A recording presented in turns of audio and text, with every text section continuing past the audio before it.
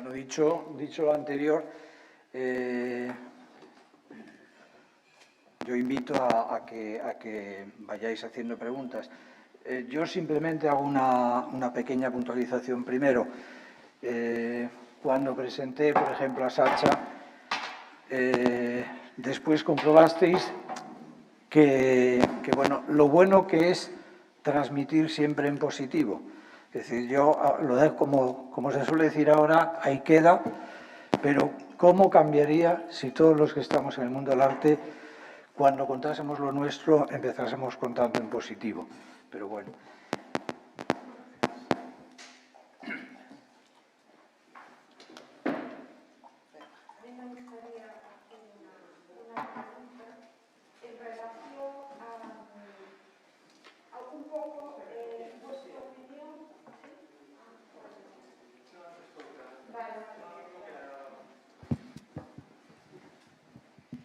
Hola, buenas tardes. Antes de nada, gracias por las charlas que fueron, desde luego, magníficas. Y nos aclararon ya muchas dudas, yo creo, sobre lo que es un catálogo razonado y cómo se debe de llevar a cabo, ¿no? Un poco mi pregunta es en relación, después ahora la experiencia, también ver cómo se está haciendo lo de Carmen y así, un poco vuestro consejo desde el punto de vista de un catálogo razonado, ¿consideráis es mejor que se haga en vida del artista? Un poco porque sería más un poco las pinceladas iniciales, cómo se va a llevar a cabo la organización, un poco que estuviera como de su mano, ¿no? Y luego, bueno, pues a lo mejor pues con el tiempo pues hacer pues un catálogo complementario de la última o no tan última obra, ¿no? Como va a ser en el caso de Carmen, que espero que haya que repetir más volúmenes, ¿no?, que el actual que se está llevando a cabo. Es un poco la pregunta, ¿no? Bueno, ¿qué tal? Buenas tardes, gracias. Cuando se hace en vida hay que tener en cuenta lo que conlleva económicamente. Es decir, en el caso de la Fundación, como he reiterado, bueno, pues hemos hecho el catálogo Razonado en Vida de Martín Chirino, estamos haciendo el de Carmen, pero respondiendo a la pregunta, si uno va a hacer el catálogo y lo va a imprimir, debe tener en cuenta que estamos hablando de una inversión entre fotografía e impresión superior a los 100.000 euros. Es decir, hacer una fotografía, un fotógrafo te viene a cobrar unos 100 euros por fotografía. Si tienes que hacer 1000 fotografías, ya son 100.000 solo en fotos. O 50.000 si el fotógrafo es amigo. Quiere decir que si el artista está vivo, vas a tener que asumir el doble de coste. Si el dinero no es un problema o el dinero, por el motivo que sea, no te importa porque no lo vayas a imprimir, porque vaya a ser un libro digital, por ejemplo, que es válido. En el caso de Canogar, y hago un inciso, con Canogar le hemos propuesto hacer un catálogo razonado, pero él no quiere porque él lo hace digital. Él tiene un equipo que cada vez que él hace una obra la fotografían, documentan y la suben online, y él lo tiene online y no quiere hacerlo en papel. Es decir, si ese es el caso, con el artista en vida, caso de Canogar, pues es muy práctico, porque nadie mejor que el artista para decir qué cuadro es auténtico, cuál es falso, y darte la mayor información. O sea que esa sería la respuesta. Si se va a imprimir, hay que tener en cuenta que se duplican los costes de impresión, fotomecánica y encuadernación, que son muy altos. Si no se va a imprimir y se va a hacer digital, hacerlo en vida es realmente es muy interesante, y es lo que estamos haciendo con Carmen. Aunque lo vayamos a imprimir, pero hemos decidido asumir toda la complejidad que supone, porque nos parece que el viaje, como yo decía antes, es apasionante, y lo que podamos aprender de Carmen, lo que ella puede aportar al libro, es realmente valioso.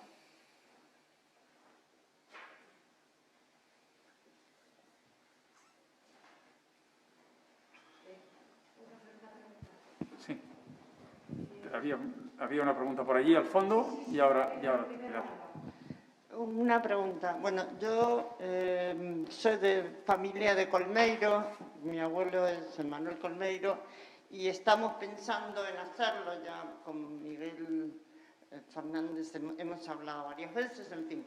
Entonces, la pregunta que os hago, tengo montones de preguntas, pero la que tengo ahora es, la primera que tengo así es, ¿vosotros qué consideráis fundamental como Colmeiro, por supuesto, no, murió, entonces un artista que no está. Como comité de autenticación de obra, ¿quiénes serían las personas fundamentales en cuanto a su profesión, además de como para poder garantizar que las obras que se presenten, hay una cantidad de obra que ya se sabe que sí es auténtica, pero aquella obra que no se conoce mucho, ¿qué consideráis fundamental así como para poder, en cuanto a profesión, garantizar que esa obra fuese auténtica, para ese porcentaje de obras que se presentasen?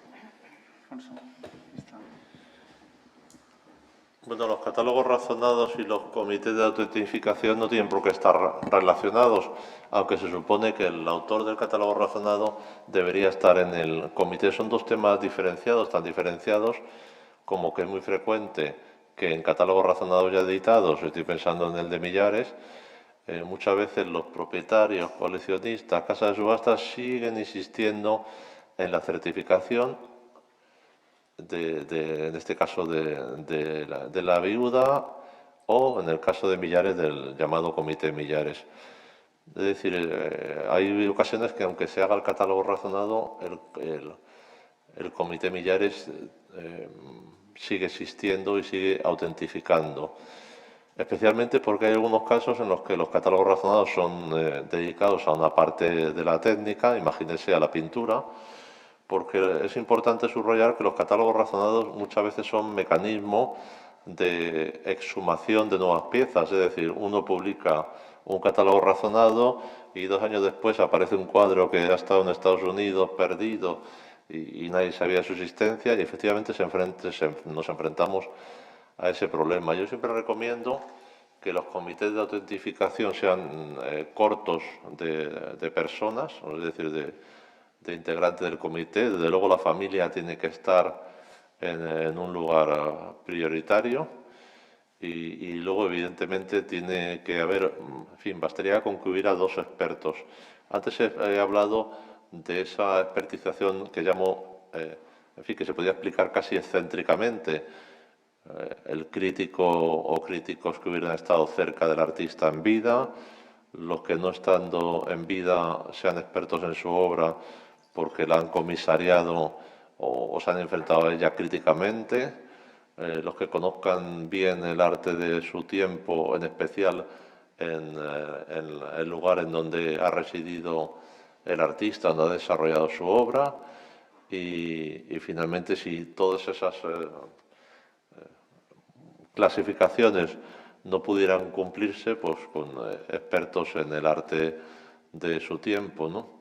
Realmente antes dije que el artículo de Elena Bozmediano se llamaba Guerra a los falsos, porque realmente uno de los grandes temas del catálogo razonado es el descartar la obra, que a veces, iba a decir, por riadas, en especial cuando los artistas son, en fin, a mayor éxito, a mayor encumbramiento, mayor número de falsos aparecen. Claro, mayor es el valor y más fácil es encontrarse falsificaciones. Los artistas mediocres no los falsifica nadie y por eso es muy importante que existan comités de certificación.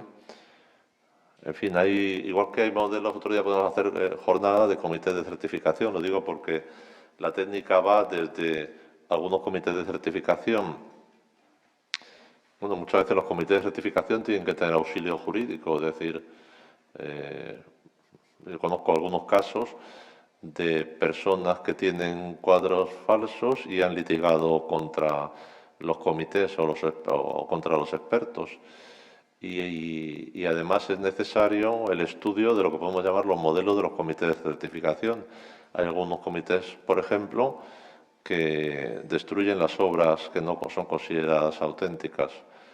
Y cuando el coleccionista deposita la obra, lo hace a sabiendas de que si no es expertizada, o como a veces decimos, no es apta para certificar, corre el riesgo de la destrucción. En fin, daría para otras jornadas de comités de certificación.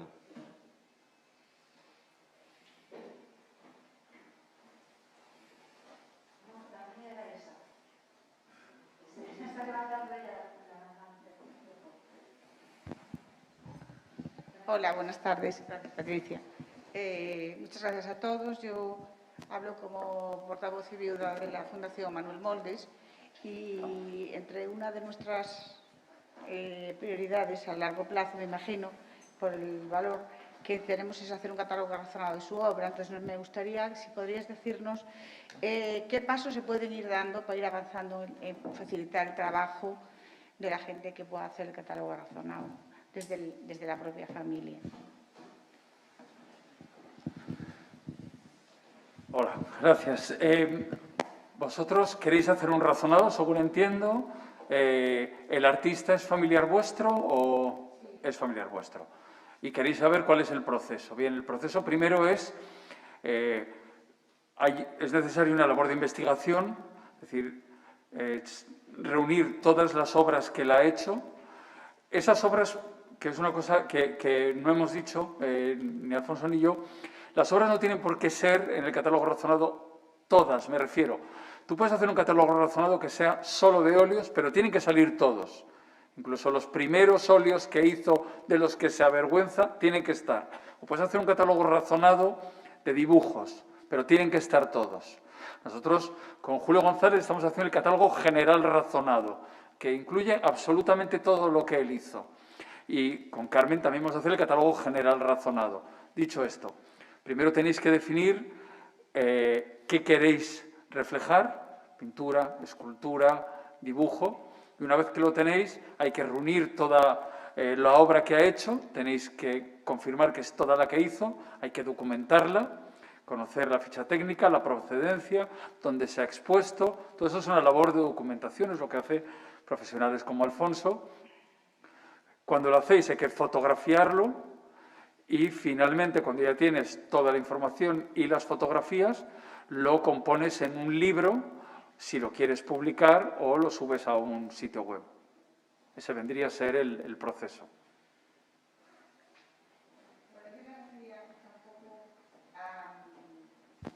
Al trabajo previo a ese, es decir, previo a la documentación y a fotografiarlo y a reunir toda la obra, que es un trabajo largo y laborioso y tedioso, me imagino, que lleva mucho tiempo, pues, ¿qué manera se puede hacer para documentarlo? ¿De qué manera se puede documentar? Sí, Alfonso. Bueno, lo que hay que desplegar es una cuestión que es, podemos decir, de tipo de cuantificadora. Debe desplegar todos los catálogos. Primero hay que saber si el artista tiene un archivo que permita reconstruir lo que podríamos llamar en sentido inverso el camino. Por ejemplo, en el caso de Zóbel o en el de Rivera que antes he mencionado, tenían fichas o cuadernos en donde estaba el censo completo de sus obras, lo habían ido anotando a lo largo de su trayectoria. Rivera en un cuaderno, curiosamente de un cuaderno contable, y en ese cuaderno contable estaba todo. La primera fase fue la de la mera transcripción de esa especie de estructura, podemos decir, carente de imágenes, a veces había pequeños dibujos. Esa es la estructura. Pero hay muchos casos en los cuales el proceso es el contrario. Un artista fallece sin haber dejado un rastro a modo de inventario. Y realmente, ¿dónde están sus cuadros? Sus cuadros están primero en las reproducciones de los catálogos. Catálogo de exposiciones individuales, catálogo de exposiciones colectivas en donde participó, libros en donde está mencionada su obra.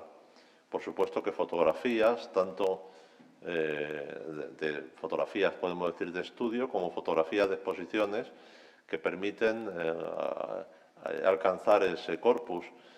Y luego, finalmente, siempre ayer lo contaba como anécdota, la Fundación Azcona en los años 2000 estaba obligada a un tedioso procedimiento que era la inserción de anuncios en el periódico. Preferentemente los sábados que salían los culturales, salía un anuncio: se va a publicar, se va a realizar, contacten, etc.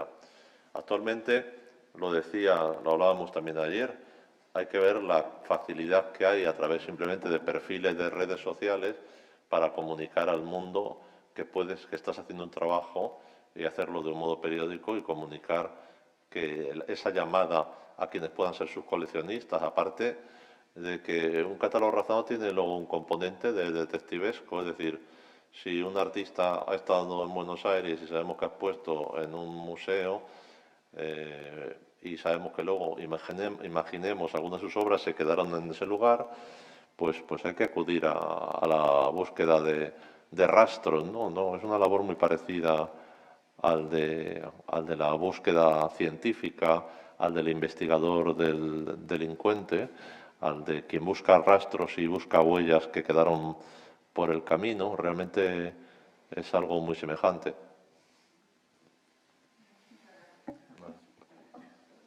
Yo aprovecho aquí como las dos intervenciones son sobre dos artistas sobre los que hemos hablado efectivamente de ese deseo, comento algo y si no estoy de acuerdo lo decís que tenéis más criterio. Tenéis ambas las dos un tesoro que si lo tuviese Alfonso en cada una de las tareas que acomete, es fantástico. Y si no lo tiene, yo creo que renuncia hacia el trabajo. Tenéis el archivo. El archivo. En el caso de Manolo, pero bueno, de Manolo Moldes, pero también en el de Colmeiro. Es decir, tenéis esa parte que completa lo que es lo evidente. ¿Qué es lo evidente? ¿Cuáles son las obras de Colmeiro o de Manolo Moldes para empezar ese catálogo? Hombre, las que tenéis vosotros, las que tiene la familia. Segundo, los bloques que se sabe que están en un sitio concreto. Es más fácil, te anima más empezar, no sé, pues en el caso de Colmeiro hay un comodato en Vigo, pues todo eso que esté bien documentado, porque entonces ya empieza a crecer, entonces ya vas con otro ánimo. Después, vaciado de todas las publicaciones. Pero ojo, tenéis una joya. Y la joya es esos recortes de periódico, esos catálogos que por ser unos folletos, ahora muchos incluso hasta centros de documentación los desechan, porque dicen que lo importante ya es lo digital. Lo otro es una joya. Dentro de 50 años se estarán buscando, como el Archivo La Fuente lo hizo, y ahora es una de las colecciones más importantes. ¿Por qué? Porque ha pasado el tiempo. Esos documentos son esenciales. Entonces, acceso a quien haga ese catálogo razonado o el equipo que sea, acceso a ese material, tener eso digitalizado y dispuesto, para mí sería el punto de partida. No sé si... Digamos, el apoyo, como estamos, yo os animaba a que fuesen cosas sobre todo prácticas, ¿no? ¿De qué manera? De eso, porque eso lo tenéis vosotras. Eso ha estado además muy cerca del artista. Tiene un valor adicional, pero clarísimo, vamos, para mí. Había una persona que tenía una pregunta, ¿no? Sí, a mí me gustaría haceros dos preguntas. Una es una reflexión, la primera es una pregunta para Sacha. Quería saber si a nivel editorial, bueno, las editoriales, los editores trabajan mucho con libros de estilo, entonces que guían un poco pues, la filosofía de la editorial. Ese libro de estilo, en el caso de que lo tuvierais, acompaña, es decir, es como un nexo identificador de las publicaciones de catálogo razonado, por ejemplo. Es decir, viendo varios catálogos vuestros, ¿se ve un poco la filosofía que le queréis dar o cada publicación tiene su propia esencia? Y lo segundo que a lo mejor es una observación, pero hablando de, como hablasteis del metaverso y de los NFTs que en algún momento salió, ¿un catálogo razonado llegaría hasta el NFT? ¿O se diluye en la red ahora que cada vez más artistas, pues Murakami y otros, están bueno, creando archivos digitales? ¿Cómo se hace ese censo de los NFTs, por ejemplo? O a partir de ahora, ¿cómo va a funcionar? ¿Cómo esa labor de Sherlock Holmes? Gracias. Bueno, pues, ¿quieres responder tú? Vale. Oye, dame un segundito. Esto es muy de Sacha, esta respuesta es de Sacha. A ver, bueno, voy a hablar aquí, aunque no se oiga muy bien, pero yo creo que me oís.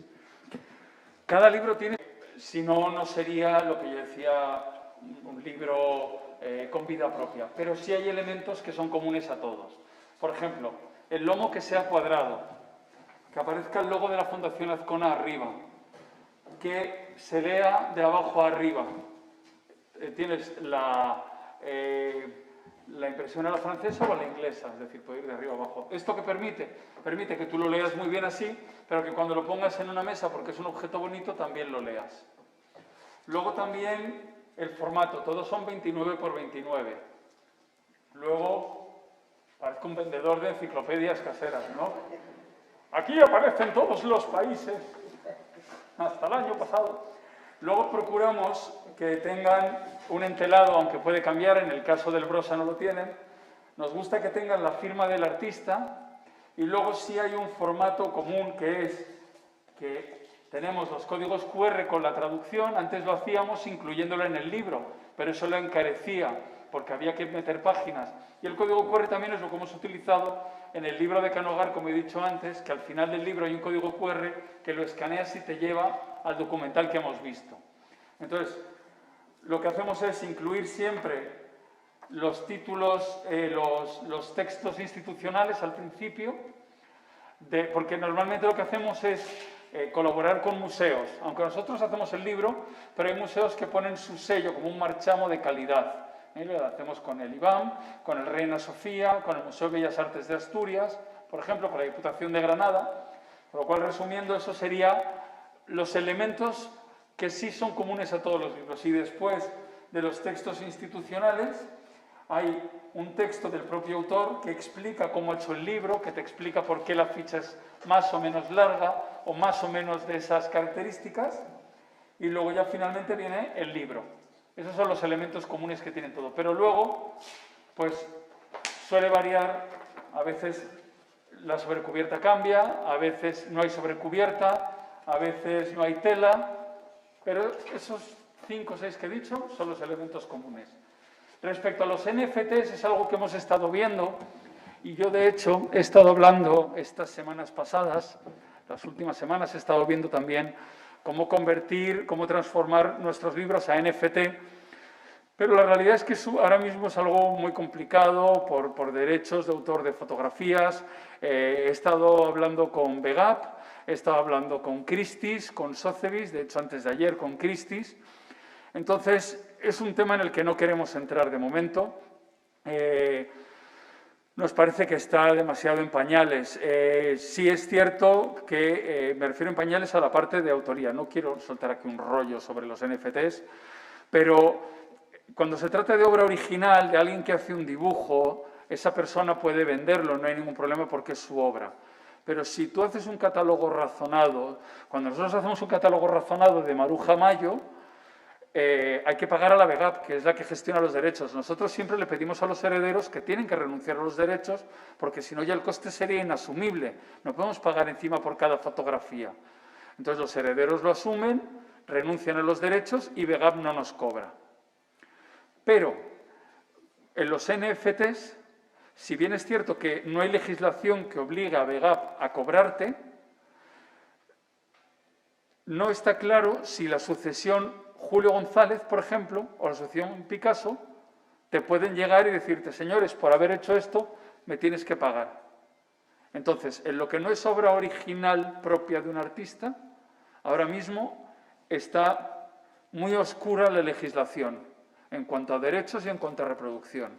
Y no está muy controlado tampoco el límite que tú puedes tener a la hora de poner un catálogo NFT a la venta o de poner unas obras. No se sabe muy bien el control que tú puedes tener. De hecho, el fin de semana pasado, una de las plataformas que vendían NFTs ha cerrado y ha borrado la mitad de sus archivos porque eran todo copias. La gente que decía que vendía un original estaba vendiendo una copia.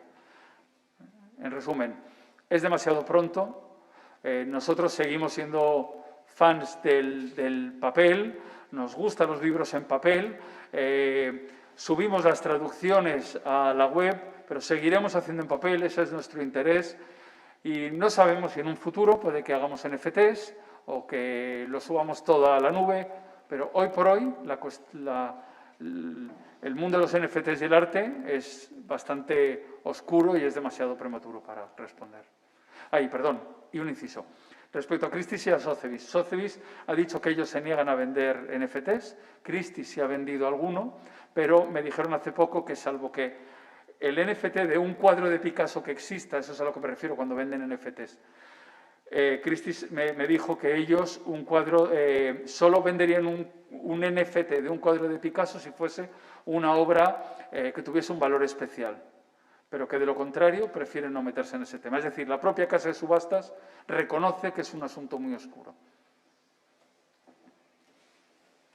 Bueno, y además de ser oscuro, lo que uno aprecia con facilidad es, como diremos, lo vamos a llamar así, sí, la ordalía del NFT. Llamo ordalía a que junto a reconocidos artistas trabajando en su posible presencia en el mundo de los NFT, uno asiste a una conmoción generalizada de artistas muy poco conocidos, mediocres, o en fin, que han estado como en un plano muy alejado de lo que podríamos llamar los grandes nombres del arte y que se están apuntando a ello, y de tal modo que parecería, yo creo que se va a provocar, bueno, lo que ya ha comentado Sacha, que la abundancia en fin, de propuestas acabe consumiendo la originalidad de la propuesta. Entonces, yo creo que los NFT tocan un tema que nos interesa mucho. Por eso me gustó poner eso del metaverso del archivo,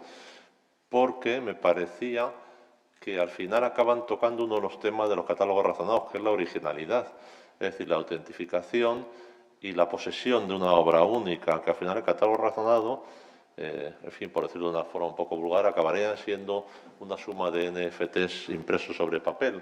Es decir, tenemos un cuadro, tenemos un catálogo razonado, su página nos lleva a la certificación y a la unicidad de la que presume también el NFT. Entonces, efectivamente, habrá que esperar.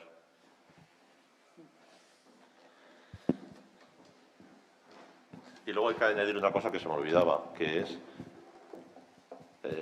el vértigo de la evolución del mundo digital. Es decir, hace, no voy a decir meses, pero hace pocos años, en la Fundación Azconda se planteaban entregar CDs con los catálogos razonados y ahora nadie sabe que das un CD y dice, ¿pero dónde vas? Yo no tengo, bueno, yo tengo un ordenador, oí ayer, tengo un ordenador que tiene una disquetera. Bueno, pues dejádmelo, que lo metemos por ahí. Y por cierto, hace poco oí a la directora de la Biblioteca Nacional diciendo, es que los CDs y los DVD ya tenemos algunos de los años 90 que no se pueden leer, ¿no? En fin, han pasado 30 años y los contenidos se han desvanecido, ¿no? Sí. Entonces realmente los soportes digitales van a tal vértigo, los QR, ¿no? Los enlaces de internet que uno tiene como dosieres de prensa, los pincha y dice error system. Sí, yo cuando he remitido a esos álbumes de infancia, no es que esté en plan nostálgico, sino el amor por el papel y realmente por los libros, porque es lo que te lleva más directamente a la observación con el cuadro, ¿no? Simplemente es eso, o sea, no. Yo he querido remitirlo porque la imagen en la que se te queda siempre, ¿no? O sea, el gusto que da verte. Hoy mismo hemos ido al museo y estaba cerrado la librería y hemos dicho, uy, pues esa obsesión por la imagen y por ver. O sea, por eso el cine nunca acabará.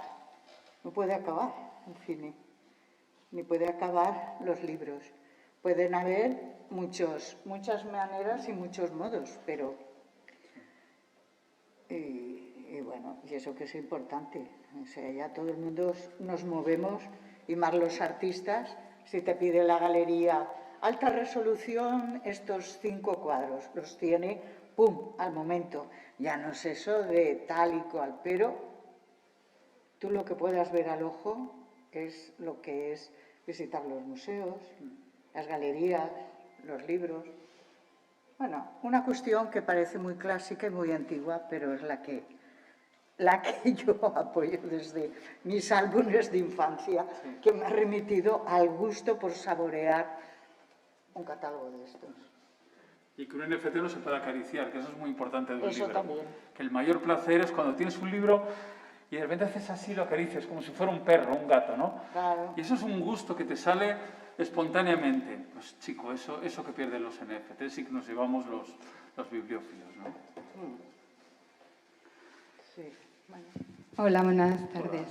Soy Patricia Padorno, hija del artista Manuel Padorno, responsable de su legado. Falleció en el 2002 y llevo desde el 2008 trabajando en su legado, que es doble artístico, es pictórico y poético.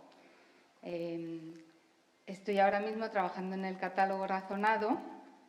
Mi padre pintó unas 375 obras sobre lienzo y numerosas obras sobre papel, que todavía no tengo catalogada. Y me siento muy identificada con lo que estaban hablando de primero el amor al libro y la pasión por la edición, porque mis padres fueron, en primer lugar, editores, tuvieron la editorial Taller Ediciones JB, y esa pasión nos la ha transmitido a sus hijas, a mi hermana y a mí, y es la que intento volcar siempre en las cosas que hago con el legado de mi padre. Una anécdota, mi padre recién recibido los libros que publicaban, lo que hacía era tocarlo, olerlo, ponérselo delante para disfrutarlo. Era algo mágico casi. Y he estado estos 6 últimos años trabajando en las obras completas de su obra literaria, de su obra poética. Hemos sacado 3 volúmenes de unos 1000 páginas cada uno y ahora estoy con el catálogo razonado, que he dejado un poco en stand-by por la obra literaria, porque al ser una doble vertiente... pero bueno, para él decía que eran 2 formas de expresar lo mismo, 2 vías paralelas, el arte y la poesía. Me siento también muy identificada con Alfonso cuando he dicho la labor de investigación que hay que hacer a la hora de sacar un catálogo razonado. Yo llevo desde el 2008 haciendo fichas de mi padre con el programa Domus, museográfico, y claro, es una labor de detective, de ir sacando de cada artículo de prensa, de cada catálogo, de pues todos los datos posibles de cada obra. Y gracias a que mi madre no ha tirado nunca, ni mis padres, ni un papel, pues esa labor, pues poquito a poco, como una hormiguita, la estoy realizando. Cuando preguntaban qué se puede hacer previo a un catálogo razonado, yo diría que es muy importante, desde luego, lo primero, reunir todo lo que se tenga del legado en un espacio. Tener ese sitio y tener a alguien dispuesto a dedicarse a ese gran legado. Eso es fundamental, tener el espacio y el tiempo, poderse dedicar. Y bueno, nada, que muchas gracias por estas explicaciones que nos dan muchas claves para seguir trabajando con esta pasión y esta dedicación. Muchas gracias. Voy a añadir una cosa sobre el espacio, que es, sin querer contradecirte, que realmente el tiempo de hoy da unas herramientas fabulosas. Yo escribí un libro sobre Francisco Sobrino, en fin, un artista muy conocido, que estuvo en París desde los años 60, que participó en el GRAB. Pero cuando me pidieron que escribiera el libro, necesitaba ese archivo que la familia tenía y que a veces la familia tiene un celo incomprensible a no mostrarlo a los demás. Ahí no se sabe muy bien por qué. Bueno, sí se sabe por qué, porque tiene miedo a la pérdida, tiene miedo, en fin, no sé, un poco a que quede fuera de control. Pero realmente todos sabemos que al final un archivo de prensa se compone, de los casos de arte español que conozco, como he dicho antes, no sé, de unos 300 ítems, artículos de prensa, entre 300 y 500. Todos sabemos que hay empresas de reprografía especializadas que en fin, en muy poco tiempo te digitalizan y te lo ponen a tu disposición. Y yo llamaría a las familias, a los legados, a la digitalización de los archivos, que es una cosa que está ahora al alcance de cualquiera. Un escáner ahora bueno por casi todo. Yo compro unos de Canon que valen 150 euros, buenísimo. Si los quieres de mayor formato, apenas por 300 euros, y te puedes escanear todo el archivo. Y el asunto del espacio físico pierde entidad, no sé cómo decirte, salvo en los casos quizás de exposiciones colectivas en el catálogo de gran formato, pero de la misma manera lo puedes acabar refiriendo digitalmente. O sea que la primera llamada no es tanto el espacio físico, porque ahora estamos todos, como sabemos, deslocalizados y puedes estar trabajando en Santiago o puedes trabajar en una gran ciudad o en el campo. Y iba al caso de sobrino, que les costaba un poco en fin, a lo mejor era por ese miedo a la pérdida y demás, y en apenas 2 semanas se quedó resuelto y tenemos todo el archivo de prensa. Y para los especialistas es otra forma de comprender el mundo, es decir, uno no puede escribir cogiendo un libro, los 6 que hay importantes de un artista y diciendo, porque es que dice Perengane, 2 puntos, abre comillas. No tiene que acudir a las fuentes originales. Esos artículos de prensa de cuando Sobrino se marcha a Buenos Aires, llega a París, la primera exposición, en qué lugar estuvo, en qué calle, son esos los pequeños detalles que diría Flaubert y que cuentan tanto en una investigación. Pero la primera llamada a los legados es: legados del mundo, sed generosos. Sed generosos, porque, como digo siempre, el conocimiento tiene que ser democrático. No vale de nada saber si no se transmite a los demás.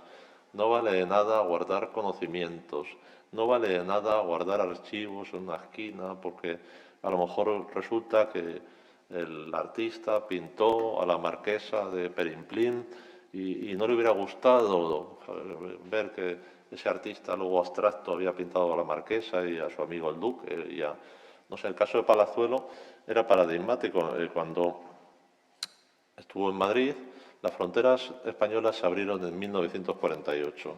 Eso quiere decir que los artistas quedaron varados en una sociedad muy cateta. Él fue designado artista de lo que entonces se llamaba la joven escuela madrileña y se dedicó a hacer retratos de sus amigos. Hay un hermosísimo retrato de Luis Escobar, del actor, un hermosísimo retrato de Billy Bakonig, el coleccionista, creador de Gastón y Daniela, un hombre muy influyente en aquel momento también, que, en fin, vinculado a la Galería Estudio de Bilbao. Hizo muchos retratos hasta que llega a París, a la búsqueda de Paul Klee, dice siempre, y se convierte en el artista que conocemos, en 1948. Pues esos retratos tienen que estar. Zobel empezó copiando un cuadro de Van Gogh, ¿no? Y yo creo que a veces los legados tienen como el pudor de mostrar quizás los primeros caminos del artista, los primeros balbuceos, las primeras críticas negativas que existirían, ¿no? Especialmente en esa España, como he dicho, que era muy cateta y muy retardaria en esos años, ¿no? Legados del mundo, ser generosos. Solo decir que en nuestro caso creo que sí somos generosos en el sentido de que tenemos el espacio Manuel Padorno al que puede venir el que quiera, están todos invitados. Y también decir que, por ejemplo, en nuestro caso hemos donado nuestro legado a la Fundación Jorge Guillén, que es la que, por ejemplo, hace 10 días les llevé toda la documentación relativa a las obras completas, a la poesía de mi padre, que ya he trabajado, y lo tienen todos abierta al estudio de cualquiera que le interese. Y me parece fundamental ponerlo a disposición de todo aquel que quiera. Y también es legado del mundo, salvad vuestro legado, porque como todos sabemos, 3 archivadores o 4 o 6 archivadores de prensa FETEN, pues un día lo dejas en una esquina, viene la vecina de malo y con la gotera que no quiere ir a casa a arreglarla, y llegáis y recogéis pasta de papel. Entonces, bueno, en nuestro caso son como 30 metros lineales de archivos y luego 26 peines de 4 metros con los cuadros colgados, etc. O sea, es un espacio muy grande, con mucho. Y además, claro, el problema de las familias, ¿qué haces con todo eso? Normalmente está repartido en muchos lugares porque no te cabe todo en tu casa, porque van dejando estudios, y entonces por eso yo decía que una labor importante es reunir todo en un sitio, en un espacio, para poderlo revisar tranquilamente, con tiempo y dedicarle lo que se merece. Gracias.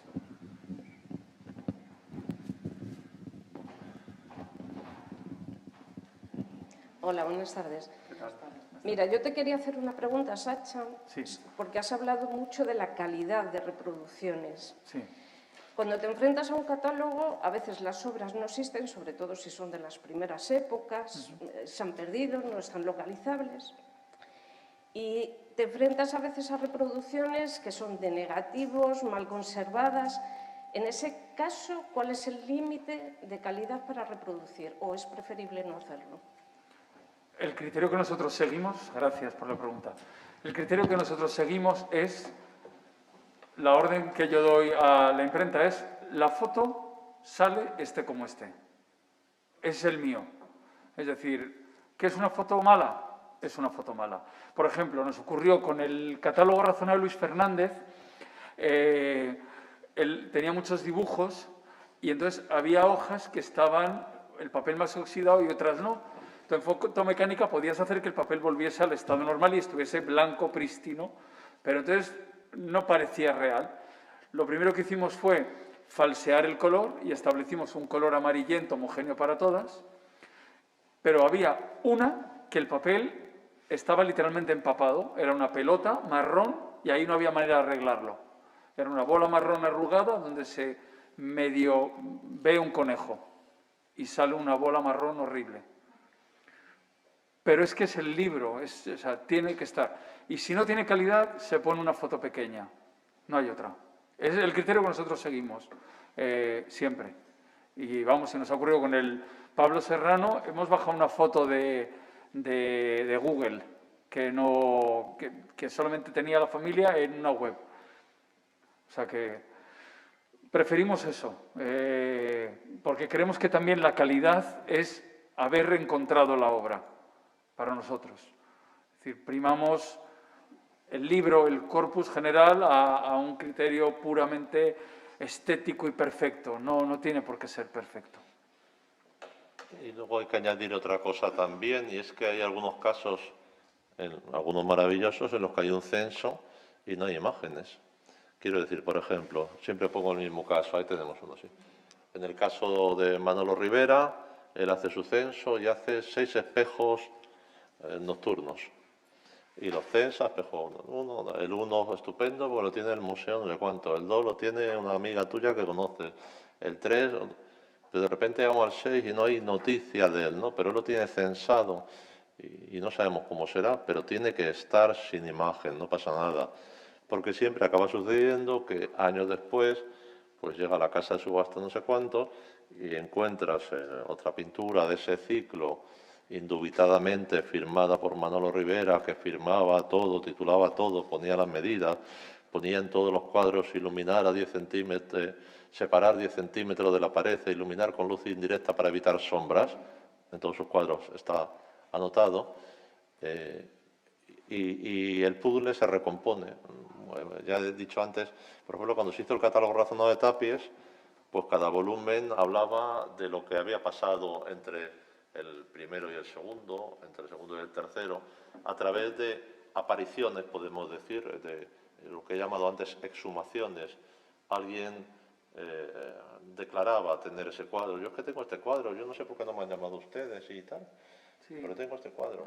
Pues hombre, ya podría haber hecho usted caso a los anuncios de periódico. Sí, bueno, eso por suerte no ocurre mucho, pero alguna vez. Entonces, bueno, pues en la página web lo metemos, ¿no? Pero ha pasado con Darío Regoyos.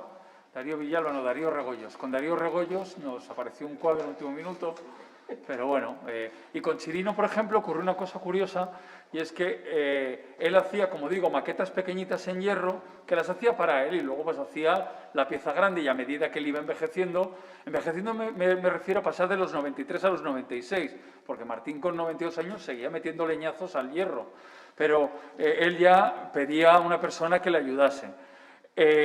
Y entonces hemos descubierto que esas pequeñas maquetitas que él había hecho, que eran un poco por trabajo, pues que las fue regalando a medida que el último año de vida, los 2 últimos años, las iba regalando.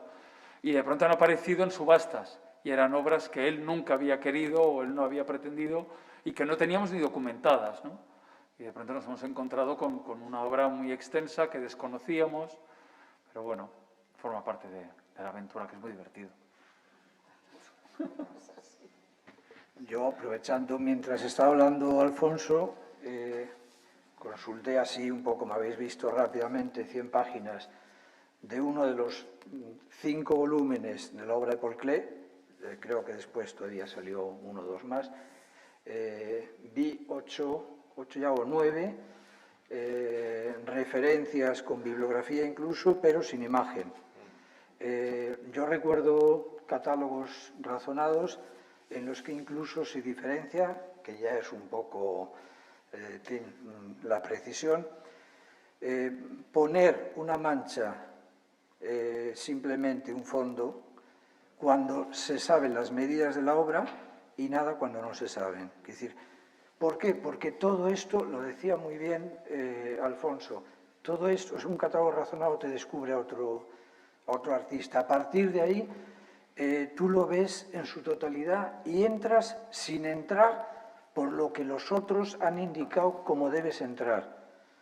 Entonces, claro, eso es bueno, creo que todos estamos de acuerdo, es decir, es un regalo, porque entonces tú haces así y como ya tienes el ojo avezado y bueno, entonces ya te liberas de prejuicios. Y entonces hay un aspecto que nunca se ha hablado y sin embargo lo ves clarísimo.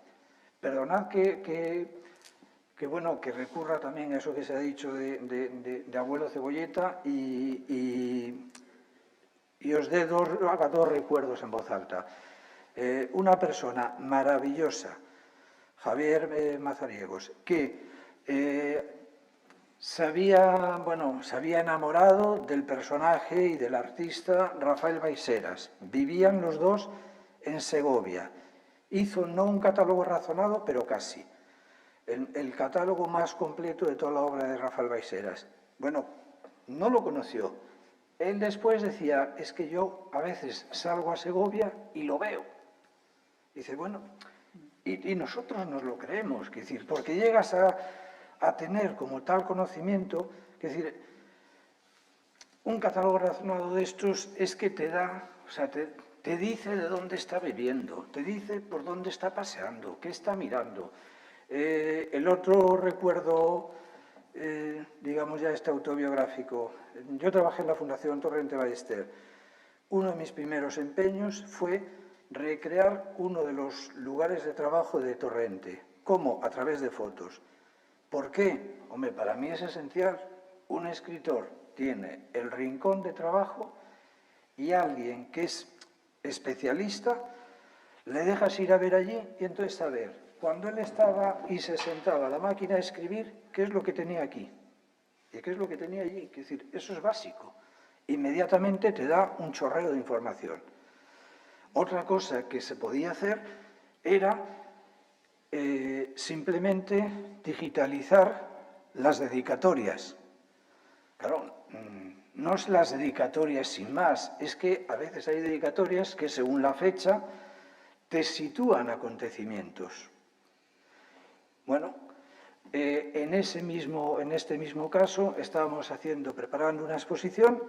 Claro, yo quería que hubiese una vertiente, si pudiese ser, digamos, plástica, y empiezo a encontrar carretes y fotos hechas por Torrente. Entonces, a partir de ahí, había unas que eran 2 fotos pegadas una sobre la otra y con un plástico y con celo. Por lo tanto, esas las estaba guardando para algo. Entonces, claro, empiezas a pensar, ¿qué puede ser eso? Como documentación de trabajo. Pero es que después había otras que decías, hombre, estas ya tienen una intención estética. Cuando te suena la flauta, como a veces, y ojo, bastantes veces ocurre, pues bueno, tú hay una imagen que dices, hombre, ¿qué composición tiene esta? No sé qué, piensas, puede ser casual, no puede ser casual, y encuentras eso que ahora ya no existe casi, que son los rollos. Y entonces, claro, ves la tira, y entonces Torrente estaba haciendo unas fotos a sus hijos, que estaban jugando con una pelota. Las fotos son horizontales. Se escapa la pelota y Torrente cambia la posición de la cámara, deja a sus hijos y hace una composición con dos pelotitas que había con una intención estética. Ya tienes ahí un elemento del que tirar. Pasa el tiempo y de casualidad, leyendo y buscando algún elemento que corroborase eso, te encuentras en un texto, un texto de esos de memorias suyos, que dice, estaba en la National Gallery de Washington, en la sala de pintura española, donde vi, no sé qué, te empieza a hablar de unos, y de repente vi un cuadro de una ciudad volando, atribuido a Goya. Entonces le saqué una foto y le dije a Fernanda, esto es lo que necesito yo para Campana y Piedra, que era como se iba a llamar la saga Fuga de JB, que la ciudad se dé una vuelta, que se escape por el aire. Entonces, de nuevo, casualidades, resulta que tienes un elemento para trazar como una línea de investigación. El catálogo razonado es que es así, es que los ves y es que hasta conoce un poco al personaje, siendo de otra época. Entonces eso es el lujo que tiene, vamos, para mí.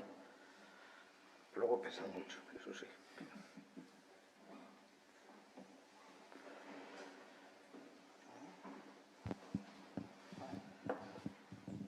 Hola.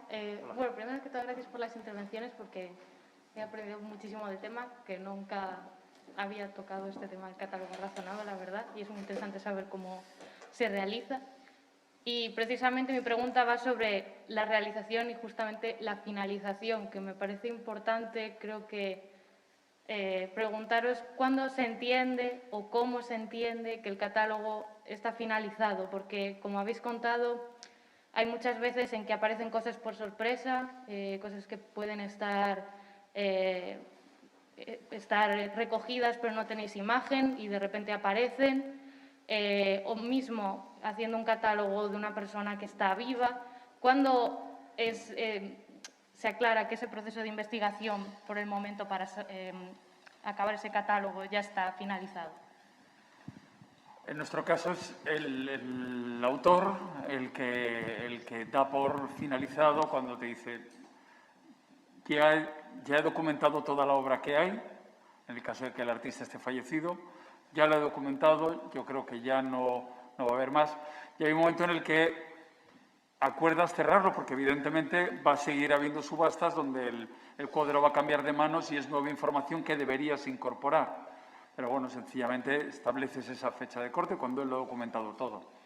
Y luego queda el proceso, naturalmente, una vez que se entrega, todos los procesos que he descrito, y ahí pues inevitablemente cambian algunos datos. De repente hay una subasta y hay algún dato nuevo, que eso se incorpora al final.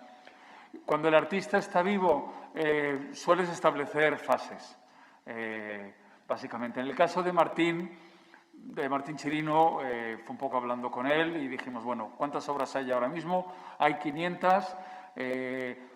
Creemos que con 500 puede quedar un libro muy bonito donde pones una foto por página. Vamos a parar aquí. O sea, no hubo más, fue simplemente vamos a parar. No, lo vas viendo con el artista o él también te lo dice. En ese caso, a Martín le pareció bien. Por el número de obras, creo que eran 515 más o menos.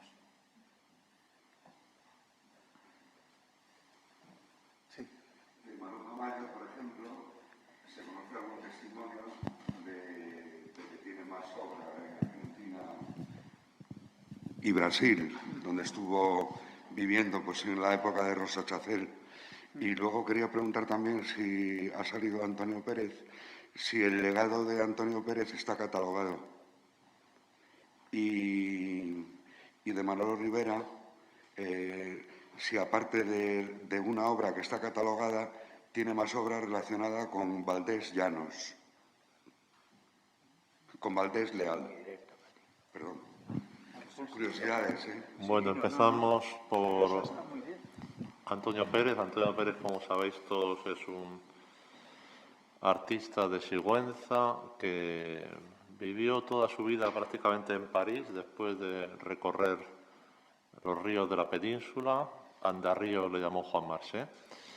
Y llegó en los años 70 de retorno a Cuenca después de pasar ciertas penalidades en la vida parisina que, en fin, se movían entre el conocimiento de las vanguardias, especialmente literarias, que visitaban el París de los años 68, 70, a la búsqueda de libros prohibidos. Él trabajó, fue colaborador de Ruedo Ibérico, trabajó durante mucho tiempo en una librería que estaba en la Rue Saint-Séverin, que se llamaba La Joie de Lire, que viene al caso de lo que estábamos hablando hoy, la alegría de leer. Bien, y entonces en los años 70 finales llega a Cuenca, amigo de los artistas, especialmente de Antonio Saura, y entonces recopila una colección de objetos encontrados que componen su museo. En fin, hago todo este previo por si alguien no conociera a Antonio. Y los objetos de Antonio están recopilados en una tesis doctoral de Mónica Muñoz Bascuñana, que es quien ha ido censándolos, porque son objetos, podemos decir, complejos, porque ya sabéis que al ser encontrados y luego se les otorga esa intencionalidad artística. Normalmente suelen ser homenajes, es decir, piezas que le encuentra. Bueno, algunas son tan homenajes como que tiene un botellero que homenajea a Duchamp comprado en el mismo Hotel de Ville de París donde Duchamp lo compra, ¿no? Es como otra forma de mirar las cosas. Y bueno, su fundación tiene un buen estatus. En fin, ya sabéis que tiene un museo en el antiguo convento de la Carmelita de Cuenca, en donde se puede visitar. Curiosamente, este año estamos haciendo un proyecto expositivo, porque este año hace 50 años que murió Manolo Millares, uno de sus grandes amigos, y estamos haciendo ahí como un proyecto que recuerde la amistad entre ambos. Y finalmente no recuerdo que Manolo Rivera tuviera ningún homenaje a Valdés Leal, no lo recuerdo. En fin, hay que decir que Manolo Rivera se mueve más bien en un mundo lírico, podríamos decir, simplificando, no tan de pudridero, sino que es más bien un mundo, ya lo sabéis, de Granada, que mira las aguas, los estanques, los reflejos, la luz de la Alhambra, en donde se debe mover buena parte de su producción. Y luego también tiene otra zona, como podemos decir, existencial, más dura, más como más próxima a la violencia, podemos decir, algunos homenajes más sociales, ¿no?, a través de sus mallas metálicas. Y había otra pregunta más. Sí, Maruja Mayo, con todos los libros, o con muchos libros, suele surgir gente que te pregunta si un cuadro es un auténtico, o te pueden decir que hay más. Nos ocurre con todos. Maruja Mayo, concretamente, ese es el catálogo razonado de óleos. Entonces, nosotros lo que hacemos siempre es que lo remitimos al autor y a la vez lo remitimos a los herederos o a la sucesión que lo gestiona, y ellos son los que deciden. Nosotros no autentificamos obras, nosotros no damos nada por válido, nosotros recepcionamos un texto y luego, como he dicho, creamos un libro hermoso o un libro que respete el texto y lo ponga en valor. Entonces, en el caso de Maruja, esa es una cuestión que dejamos a los herederos. En el caso, por ejemplo, en el caso de Julio González, nos ocurrió que creo que en este tomo, en el 2, Tomás Llorens, él hacía capítulos, y había un capítulo de los retratos de una persona, creo de Marie Thérèse, creo que era. Y aparecían 12 y se muere Tomás y a la semana de morirse nos llama un coleccionista y nos dice, ya ves que yo tengo uno. Llamamos al estate de Julio González, a los que gestionan el legado, y nos dicen que ese cuadro que no existe, que no es auténtico. Volvemos a llamar al propietario y nos entrega una pila de documentos y sencillamente era un cuadro auténtico que se le había traspapelado a Tomás Llorens y se le había traspapelado a la propiedad. O sea que escuchamos a todo el mundo, simplemente les ponemos y ellos son los que autentifican, siempre. Si se me permite, qué bonita la anécdota de Tomás Llorens con las fichas a lápiz, que es muy también con perdón, de otra época, haz todas las operaciones a lápiz y cuando las tengas bien las pasas a bolígrafo, ¿no? Entonces, claro, pusiste una imagen maravillosa que se veía incluso que había borrado. Y después esa otra parte de hacer las correcciones a rojo y tal, eso, o sea, ese es otro archivo que vamos, para el archivo La Fuente. No, claro. Es que, a Tomás le creamos una aplicación informática, porque la secretaria se volvía loca. Le tuvimos que contratar a una documentalista que transcribiese todo eso y se volvió loca, me llamó y dijo, yo no puedo con esto, y tardaba los libros en la eternidad y creamos una aplicación con casillas donde uno ponía título y lo ponías, ¿no? Y al final ella dijo, mira, es que no puedo porque cambia cada ficha, cambia todo, y era agotador. Y dijimos, mira, pues da igual. Y lo hemos hecho al final que lo termina y lo escribían a mano y pues así llevamos 20 años para hacer 4 libros, pero bueno, no pasa nada.